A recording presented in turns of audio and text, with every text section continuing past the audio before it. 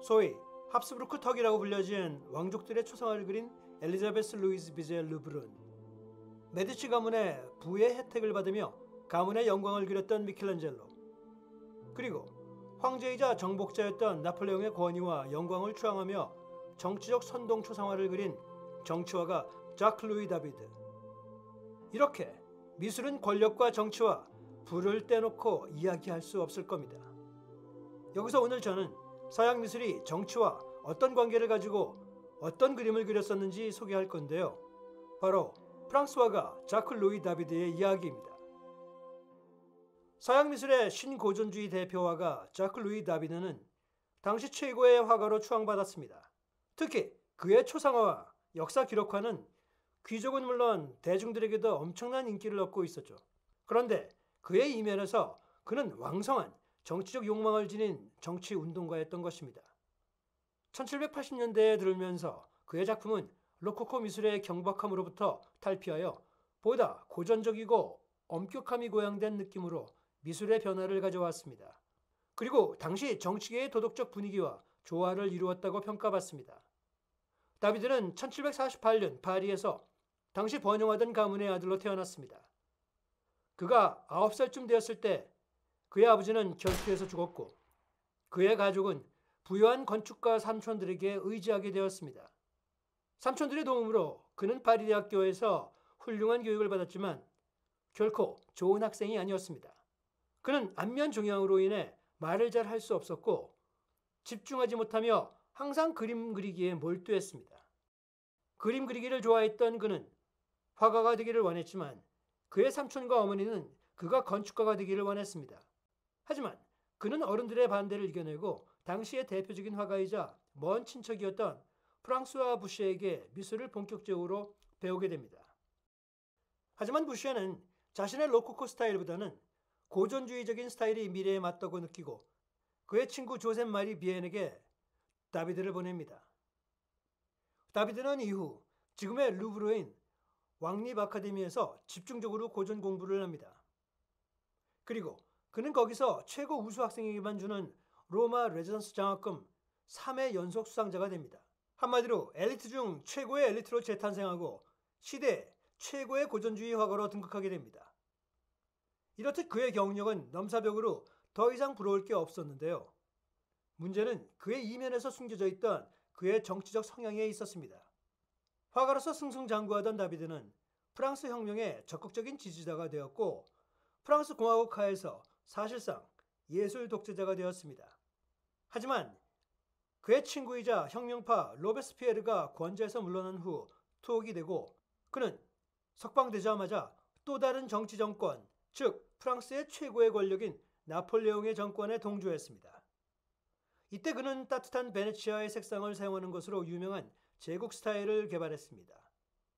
하지만 또다시 나폴레옹이 제국 권력에서 몰락하고 부르봉 왕조가 부활한 후 다비드는 어쩔 수 없이 브뤼셀로 망명한 후 네덜란드, 영국으로 망명하여 죽을 때까지 그곳에서 머물렀습니다. 다비드는 많은 제자를 두었고 이로 인해 그는 19세기 초 프랑스 미술, 특히 학문적 살롱 회화에 가장 큰 영향을 미쳤습니다.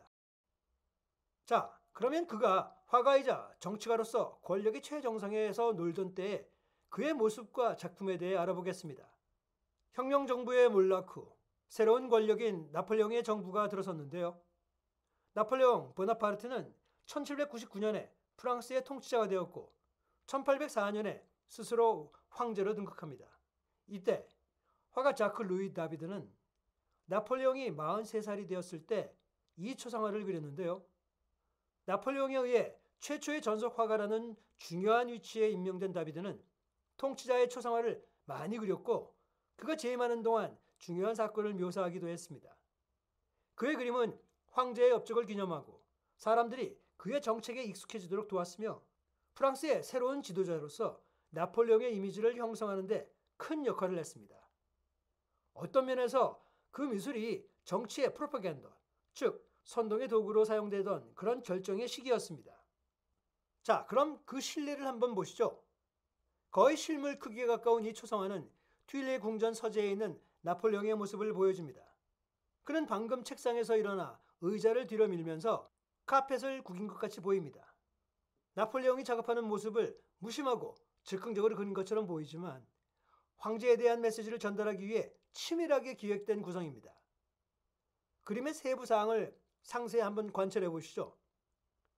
이 그림에는 나폴레옹이 힘, 리더십, 공공 서비스의 자질을 갖고 싶어 했다는 그런 사실을 알려주는 단서를 제공합니다. 그런데 여기서 재미난 논란거리를 얘기해 드리려고 하는데요. 왜 다비드는 나폴레옹의 오른쪽 손을 조끼 속으로 집어넣고 있는 것으로 그렸을까요? 우리 모두 이런 궁금증은 한 번씩은 가졌을 겁니다. 어떤 사람은 그가 러시아 침공 때 패배하면서 전투에서 손을 다쳐서 그 상처를 가리려고 한 것이다 라는 주장이 있고, 또 다른 전문가들은 그가 무거운 스트레스로 인해 평상시 위경련을 자주 일으키며 배가 아파 그 고통 때문에 습관적으로 배를 만졌다고도 합니다. 물론 이것에 대한 정확한 증거는 없지만 실제로 나폴레옹은 위암으로 사망했던 것도 사실입니다. 하지만 최근 미술 전문가들의 의견은 다소 다릅니다. 당시 유럽의 귀족들의 초상화를 그릴 때 이 포즈는 유행이었고 흔한 포즈였다고 하는데요.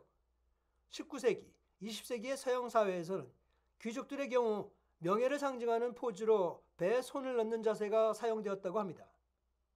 이것은 미국의 조지 워싱턴 대통령이나 모차르트의 초상화에도 증명됩니다.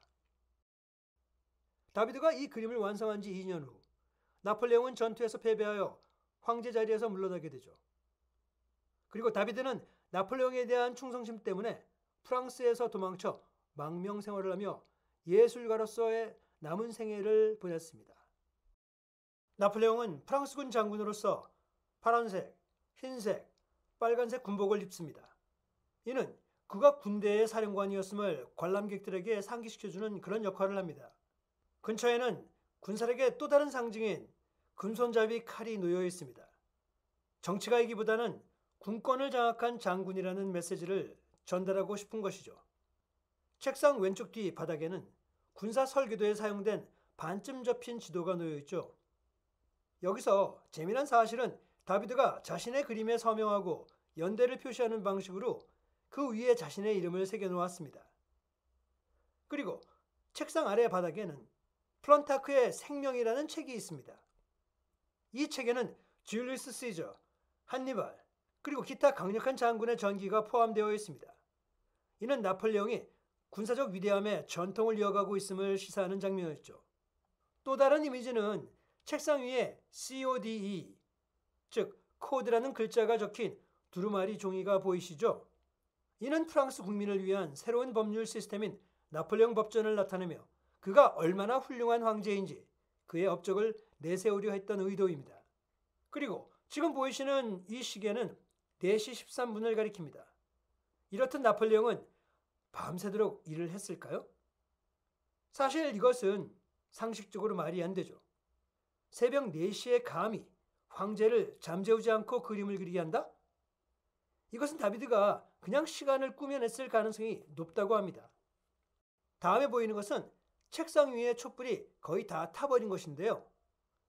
이는 그가 몇 시간 동안 책상에 앉아 있었음을 보여주는 또 다른 증거라고 합니다. 의자의 천은 금색 꿀벌과 그의 황제 엠블럼의 문자 N으로 장식되어 있습니다. 꿀벌은 황제가 프랑스 국민을 위해 근면하고 부지런하며 지칠 줄 모르고 일한다는 것을 말하죠. 저는 여기서 나폴레옹이 한 말이 생각나는데요. 그는 밤에는 내 백성의 안녕을 위해 일하고 낮에는 그들의 영광을 위해 일합니다. 라고 말한 적이 있습니다. 이렇듯 미술은 고대부터 20세기까지 사회나 정치, 종교 등의 메시지를 전달하는 가장 중요한 매체였고 화가들도 이 부분에 큰 역할을 했었습니다. 또한 미술은 예로부터 다양한 메시지의 상징들이 숨어 있습니다. 의도적이거나 무의식적으로라도 상징을 그려 넣었습니다. 오늘 배운 내용처럼 앞으로 여러분이 미술 전시의 그림을 본다면 그림 속에 담겨있는 상징들을 하나하나 찾아보시고 그 물건들이 무엇을 상징하는지 탐구를 해보신다면 재미난 관람이 되실 겁니다.